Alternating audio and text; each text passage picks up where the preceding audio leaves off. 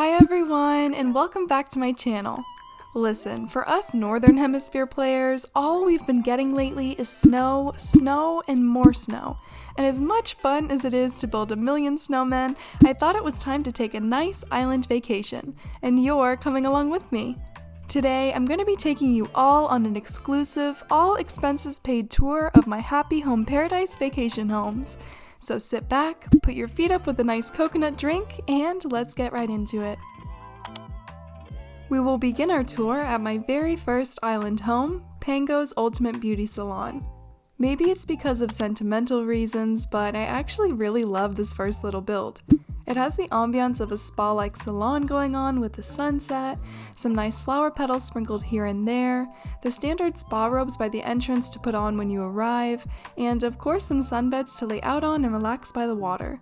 It's pretty simple with the yellow and pink flower theme along the little boardwalk up to the front, but I really like how it came out. Simple but pretty and very spa-like, at least how I'd imagine an island spa being. It's giving very much Serena Beach from Super Mario Sunshine, and I am so into that. The interior is quite humble with a little hot tub area, a nails salon, a small vanity and makeup area, and an aromatherapy diffuser next to the sunbed to relax or just snooze on while you receive a facial or let your nails dry.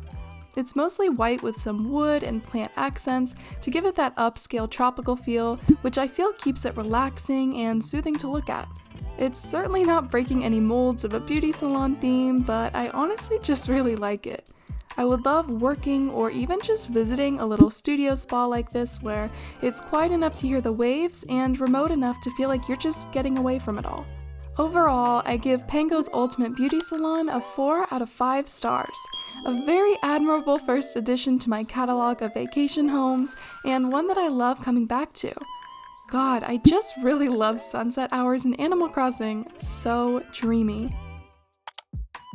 We will continue our tour at my second island home, Eloise's relaxing reading room. Again, maybe it's because of nostalgia and the fact that I remember being super excited to fulfill these initial requests, but I also really like this build.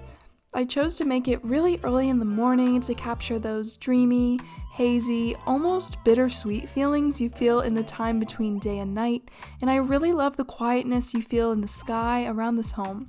I opted for a little backyard setup with a very subtle cottagecore vibe, a picnic blanket with tons of books, a little CD player, and of course a candle for good measure. The yard is a little unkempt and natural feeling with yellow flower accents to honor our girl Eloise, and I really like the comfortable atmosphere that it creates. It really feels like this setup could be found on any cozy main island setup, and I like how familiar and neighborly it feels. I think the interior, while not winning any awards, is a cool use of small space to create character and comfort.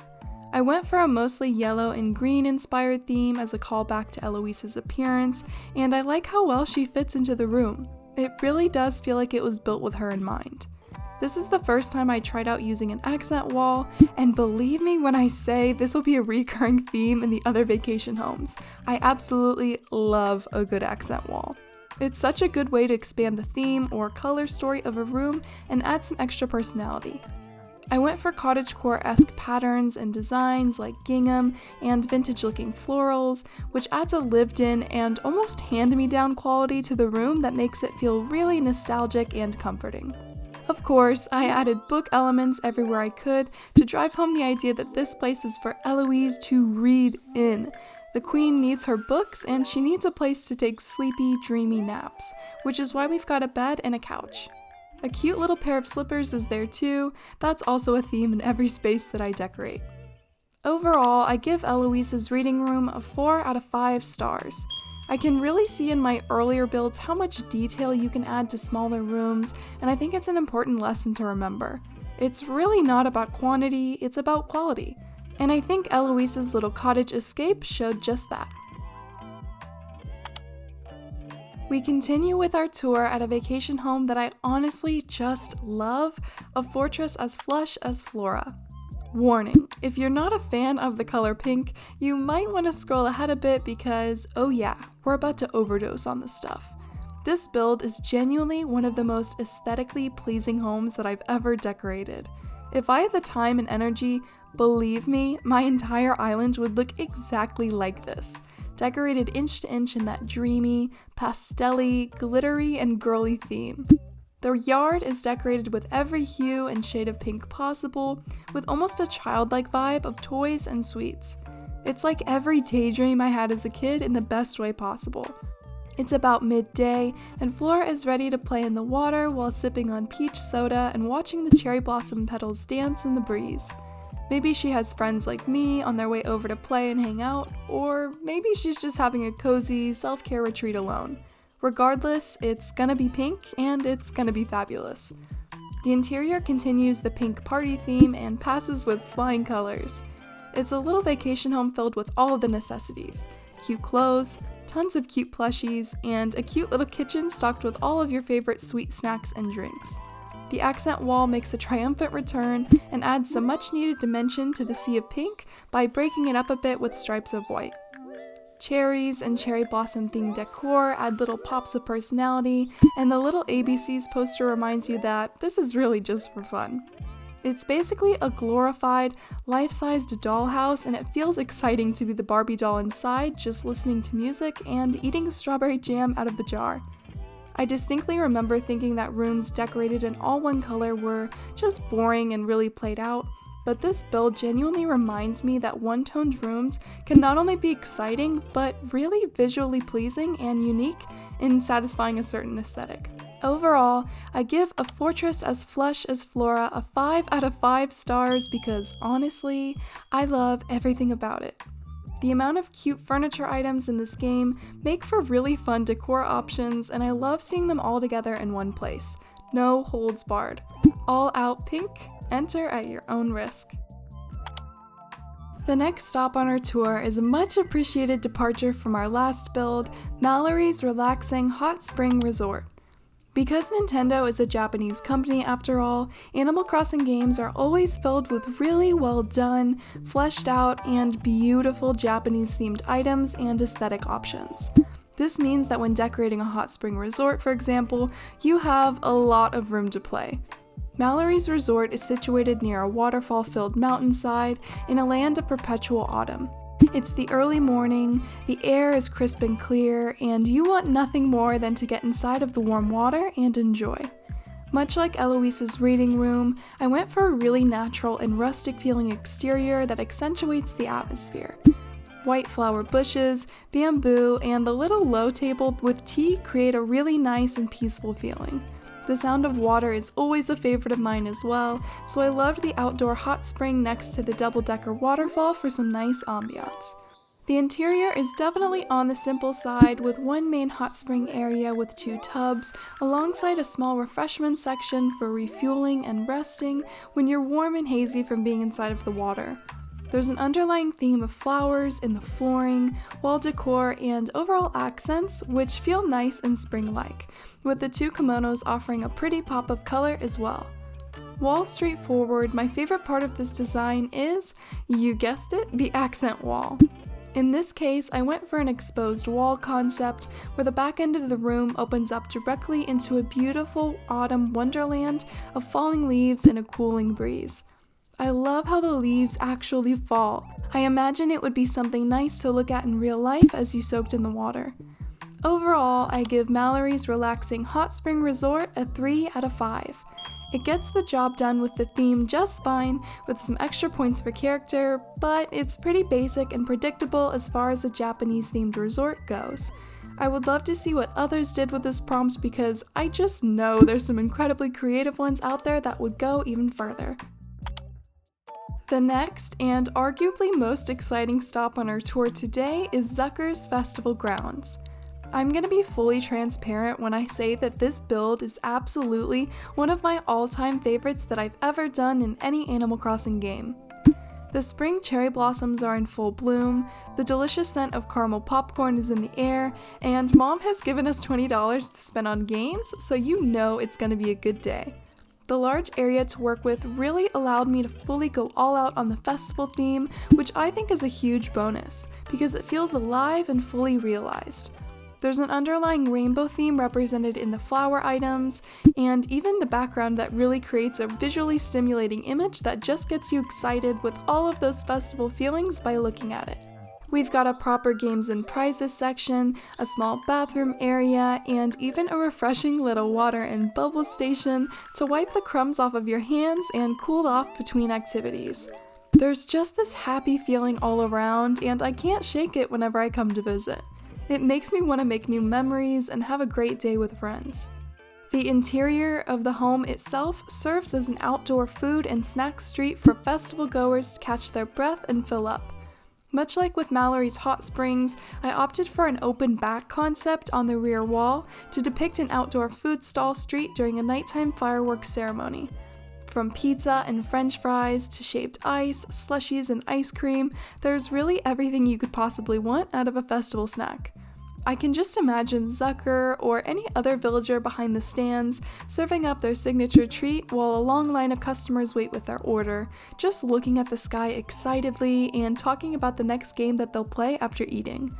It really is just a simple food stall area, but something about this just really does it for me. It sells the fantasy and makes me feel like I'm in the midst of a fun community event. With spring blossoms playing in the background, it really is the perfect setup, isn't it? Overall, I give Zucker's festival grounds a solid 5 out of 5 stars. I can't put my finger on it, but it just fills me with so much joy and excitement to be at this vacation home.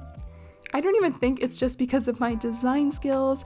I just think the combination of the festival category coupled with the cute decor items makes for such an exciting atmosphere.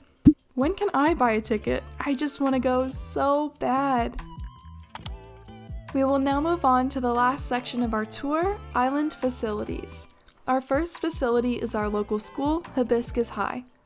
My main aim with this build was to create a realistic feeling classroom setup. I didn't get too creative with the design itself, but just wanted to make sure that while it felt academic and traditional in the sense of there being desks, a chalkboard, and educational details, it still felt fun and island-like. The accent wall keeps me on brand while also adding a fun outdoor peek into the nature on the island, so that when the villagers are dozing off and staring into space, they have somewhere pretty to look at. Because a lot of the furniture is made of wood, I tried to add pops of color here and there for fun to break up the room. I even added photos of each of the students to add a personal touch. But my favorite is definitely the little crafts table where you can paint, put together a puzzle, or just get into something mindless and creative. You really can't beat putting some plushies down at the table to keep you company. Change my mind. Compared to some of my other builds, this one is decidedly less inspired and unique, but I'm not too mad about it. Sometimes it's fun and refreshing to just go for the obvious angle to a theme and fulfill it through and through. I might come back in and redecorate one day, but for now, Hibiscus High is a cute and predictable addition to our little island community. Overall, I give Hibiscus High a 2.5 out of 5 stars. There's a lot of room left for ingenuity and out-of-the-box thinking, but it certainly gets the job done in creating a fun and safe-feeling school atmosphere. Well guys, we've finally reached the very end of our tour, our very last stop at my most recently completed island facility, the Unnamed Cafe. Compared to the design of Hibiscus High, I think the cafe has a lot more personality and direction overall. Instead of going for a run-of-the-mill cafe, I went full throttle with the pink pastel motif with a good deal of cherry blossom accents to boot. Unlike Flora's vacation home, this design implements a lot of light woods and neutral colors to round out the pink and create a much more relaxing and light visual experience, which I think suits the theme of the cafe pretty well, if I do say so myself. Instead of a savory restaurant-leaning shop, I opted for a sweet coffee shop-feeling cafe that's full of pastries and sugary drinks with swirly straws. It is girly and pretty without feeling too overbearing, and I really do enjoy it. All tables have at least 3 spots to sit down at because I really wanted this to feel like the community's meeting spot where everybody could relax and dig into something delicious with friends or acquaintances. And of course, we have our trusty accent wall in the back to add a splash of pink and remind you that I'm anything if not predictable. Overall, I give the cafe 4 out of 5 stars. I like the way that I was able to balance out a pink heavy and pastel leaning design into something more palatable and comfortable while not going too overboard. It really does feel like a cute little cafe that I'd love to visit if I passed by, so I definitely consider that a win. All that's left is the name. Any ideas? If you made it to the end of this video, I'd like to give you a massive thanks for watching. I still have more island homes to share, so if you enjoyed this mini tour, let me know down in the comments if you'd like to see a part 2. I'm always in the mood for a little island vacation. It absolutely blows my mind that we're almost at 200 subscribers, so I'd like to say another big thank you to anyone who's watching. I love this community and I'm so excited to continue watching it grow. Let's keep having fun and playing cozy games together, okay? For the chance to be featured in an upcoming video where I visit my subscribers' islands, head over to the channel's community tab and scroll down for a post that links to a Google Forms where you can send in your info and apply. It's completely optional, so feel free to skip it if you're not interested, but I can't wait to check them out. Until the next one, take care, stay safe, and for all of you Northern Hemisphere players, stay warm. Bye!